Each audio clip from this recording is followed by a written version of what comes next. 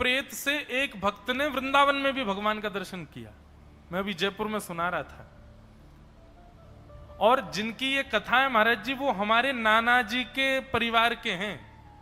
मतलब हमारे नाना जी नंदगांव के थे, उन्हीं के ही परिवार के एक सदस्य की घटना है। तो एक बाबा रहते थे नंदगांव में, और वो बाबा नित्य मधुकरी पाते थे। मधुकरी मतलब ब्रजवासियों के यहां से मांग के लाते थे मधुकरी प्रसाद, और उसको बैठ करके जीमते थे। और जो मधुकरी प्रसाद बच जाता था ना, वो वहीं एक ग्राम सिन्न आता था उनकी कुटिया के पास, उसको खिला देते थे, उसको बांट देते, चीटियों में डाल देते, ऐसा ऐसा करते थे। एक बार उन बाबा को कहीं किसी अन्य स्थान पर 1-2 दिन के लिए जाना हुआ। अब 2 दिन के लिए बाबा चले गए। 2 दिन बाद तीसरे दिन जब लौट करके आए, तो तीसरे दिन रोने की उनको आवाजें आने लगी, कोई रो रहा है। तो बाबा ने कुटिया से निकल करके पूछा, अरे भाई कौन रो रहा है, कहां से आवाज आ रही है? तभी एक ज्योति जैसी प्रकट हुई और वो कहने लगी, बोले बाबा प्रणाम, मैं नंदगाम कोई एक व्यक्ति हूं, मेरे द्वारा एक अपराध बन गयो, और देखो ब्रज की कितनी कृपा है, यहां इतने बड़े अपराध करने पर भी प्रेत तो बनो, लेकिन प्रेत भी ब्रजमंडल को ही बनो, ब्रज को ही प्रेत बनो बाबा। तो मैं प्रेत बन गया हूं, मैं आपको आज धन्यवाद कहवे आया हूं। काहे को? बोले क्योंकि आपने, मैं जब ग्राम सिन्न के रूप में आपके यहां आता तो आप रोज मधुकरी, एक तो ब्रजवासीन के घर की मधुकरी और वाकू आप उच्छिष्ट कर देते, तो ब्रजवासीन के घर की बनी आपके उच्छिष्ट याकू मैं जब एक ग्राम सिन्न के रूप में पायो करतो, वही से मेरे पाप नष्ट रहते चले गए और अब मैं मुक्त है गया हूं। बाबा आपकी झूठन खावे से, ब्रजवासीन के घर की मधुकरी पावे से मैं मुक्त तो 2 दिन पहले है गो, पर 2 दिन से प्रतीक्षा कर रहा हूं, आप आए नहीं। आप आ गए हो तो बाबा मैं अब मुक्त है रहे हूं, आपको धन्यवाद कहवे आया हूं। बाबा बोले, ओ प्रेत रुक, यहीं पर रुक जा, रुक जा, रुक जा, अभी इतनी जल्दी मुक्त है कि कहां जा रहा हो, यहीं रुक। बोले भैया तू एरो गैरो भूत नहीं है, तू तो ब्रज को भूत है, और ब्रजवासी है निश्चित ही पूर्व जन्म को। तेने इतने दिना तक मेरी झूठन प्रसाद पाई, तेरे पाप मैंने मुक्त कर दिए, तू मेरा एक काम ना करेगो? तो प्रेत बोला, बोले आज्ञा करो बाबा, कहा करूं? बोले ये बता दे, नंद नंदन कहां मिलेंगे, श्री कृष्ण कहां मिलेंगे? आहा, प्रेत से कहने लगे श्री कृष्ण कहां मिलेंगे बताओ। मुझे लगता है बंधुओं, इन सब कथाओं को कहते हुए हम अगर प्रेत की चर्चा सुन के भी भयभीत हो रहे हैं ना, तो समझो अभी भक्ति कम है हमारे भीतर। प्रेत में भी गुण देखे, वो वैष्णव का स्वरूप होता है। हम कहां हैं अभी वैष्णव? वो प्रेत से कह रहे हैं कि अरे प्रेत तू देख मुक्त है गया मेरी झूठन खा के, तो मैंने मुक्त कर दिया, अब तू मेरो काम कर। बोले कहा, मुझे बता दे नंद नंदन कहां मिलेंगे? बाबा चरणों में गिर गए, बोले मैं तेरे हाथ जोड़ू, मैं तेरे नाम ते मैं रोज नाम जप करूंगो, तू मुक्त है जाए, तेरा पूरा परिवार मुक्त है जाए, कोई प्रेत बाधा में नहीं रहेगो, लेकिन बस एक बार मुझको ये बता दे, तू भैया प्रेत है तो जरूर पता होगी ठाकुर जी कहां, मुझको ये बता दे वो नंद नंदन कहां मिलेंगे? प्रेत आनंद में भर गया, बोले बाबा बताऊं कहां है? बोले बताओ।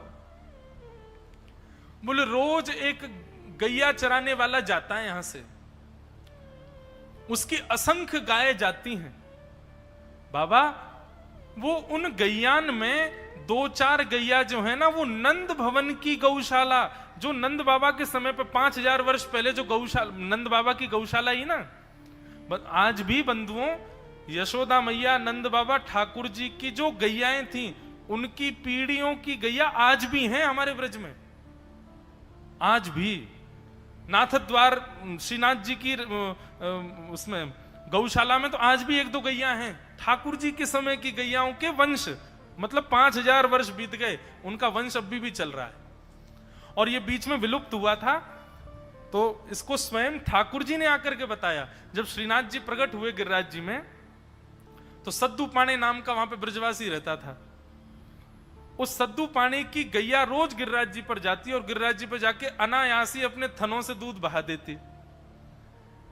जब सद्दू पाणी ने देखा गैया का दूध कहां निकल जाता, कौन चोरी करता, पीछे जाके देखा तो वो दूध एक पर्वत खंड गिरिराज जी में एक गड्ढे में जाकर के गैया अपने आप छोड़ देती है। जब जाकर के देखा तो वहां पाए श्रीनाथ जी की भुजा दिखी, और कुछ दिन बाद जब पूरा विग्रह निकला तो पूरे श्रीनाथ जी वहां से बाहर आए। तो सद्दू पाणे को आज्ञा करते हुए भगवान कहते हैं, बोले मैं या गैया को दूध या मारे पीऊं, क्योंकि जे गैया मेरी यशोदा मैया और नंद बाबा की प्रिय गैया की ही वंश की है, ये तेरी गैया ना है जी, मेरी गैया है, या को दूध में या मारे पीऊं। तब फिर वंश का पता चला, ये भगवान के उस समय के वंश की गैयाओं की गैया है, उसी का वंश आज तक बचा हुआ है। तो आज भी कई गैया हमारे ब्रजमंडल की जो नस्ल है गायों की, वो ठाकुर जी के नंद भवन की गैयाओं की गैया हैं सब। तो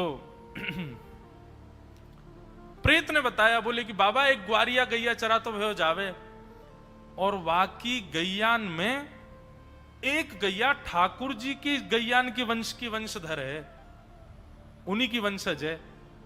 और वा को दूध पीवे के काजे शाम के समय वह गैयान के झुंड में नन्हे से बालक को रूप धारण करके ठाकुर जी रोज आमे, और गैया चलती रहे, ठाकुर जी नीचे लटक के वहां को दूध पी ले में, और पी के सोई भाग जाए माते।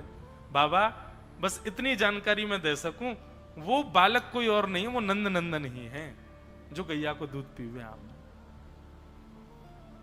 ऐसा कहकर के प्रेत मुक्त हो गया, और बाबा जाकर के बैठ गए एक झाड़ी के नीचे, पीछे छुप करके बैठ गए। वो ग्वारिया का पूरा हुलिया बता दिया था, ऐसा है, ऐसी गैया है, सब है। चलने लगे, चलते चलते चलते देखा, तभी बाबा ने अपनी नजर ऊपर करके देखी तो कमल नेत्र हैं, आहा क्या भ्रगुटी, इधर उधर अपने नेत्रों को घुमा रहे हैं, अपने होठों को अपनी जिह्वा से जब बिल्कुल गीला कर लेते हैं, बाकी सी चाल चल रहे हैं, गैयान की छुप छुप के चल रहे हैं, कहीं ग्वारिया देख नहीं ले मोकू।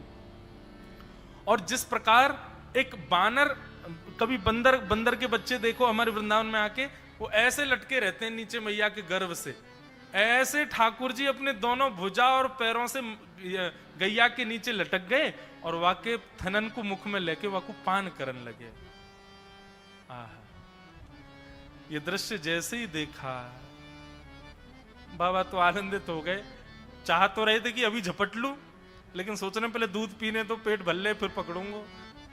और दूध पी करके भगवान ने अपना मुंह पहुंचा, और जैसे ही चौकड़ी मार के भागन लगे, सामने बाबा आकर के खड़े हो गए, और महाराज चरण पकड़ लिए, बोले अरे लाला मिल गयो मिल गयो मिल गयो, आज तो मेरो कन्हैया मिल गयो, अरे तू ही मेरो परब्रह्म है, तू ही मेरो सर्वस्व है, अरे बड़े दिनाते भजन कर रहे हो लाला, आज तो मिल गयो। अब ठाकुर जी रो में, अरे दारी के बाबा मेरो पाम छोड़, मेरी मैया इंतजार कर रही है, प्रतीक्षा कर रही है, बहुत मारेगी, अब आपको पता चल गई मैं इतने विलंबित गए हूं तो बहुत बहुत डांटेगी।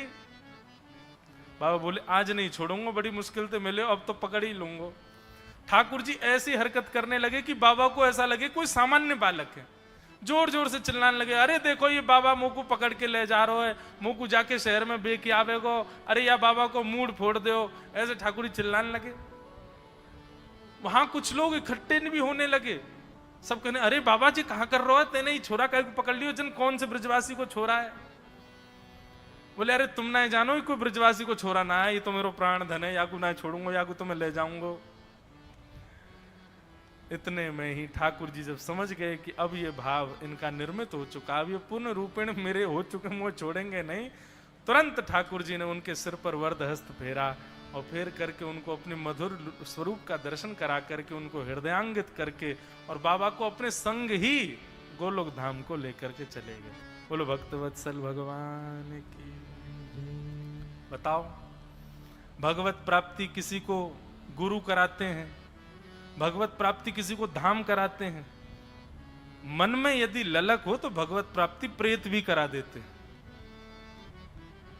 लेकिन इच्छा ऐसी चित्त वृत्ति बन जाए, किसी से और कोई अभिलाषा ही नहीं है, केवल हमको श्याम सुंदर चाहिए और कोई नहीं चाहिए। ये चित्त वृत्ति जब बन जाती है ना, तब आपके आगे दिखने वाली जड़ चेतन हर वस्तु से आप यही कहोगे,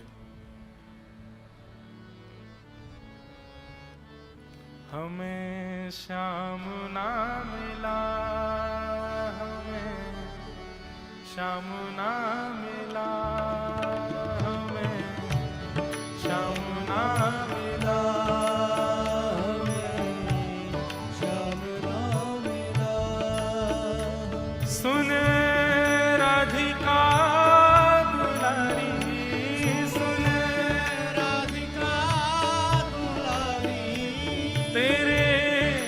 द्वारका भिखारी तेरे द्वारका भिखारी हूँ मैं श्याम का पुजारी पीड़ा है हमारी हमें श्याम ना मिला हमें श्याम ना मिला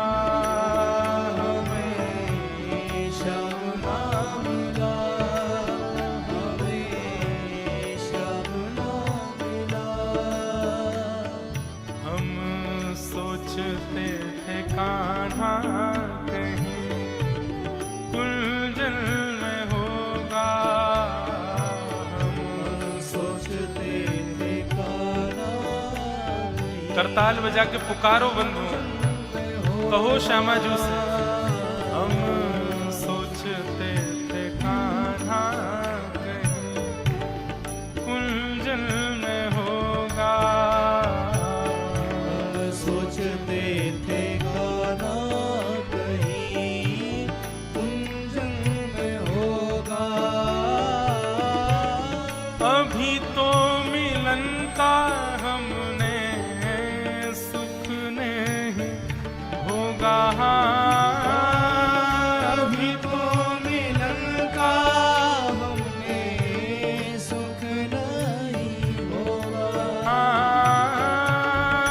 अभी तो मिलन का हमने सुख नहीं होगा अभी तो मिलन का हमने सुख नहीं होगा सुन के प्रेम की परिभाषा उसके प्रेम की परिभाषा मन में जगी थी जो आशा जगी थी जो आशा आशा हुई रे निराशा झूठी दे गया दिलासा श्याम ना मिला हमें श्याम ना मिला हमें श्याम ना मिला हमें श्याम ना मिला हे सुन राधिका दुलारी सुन राधिका दुलारी तेरे द्वारका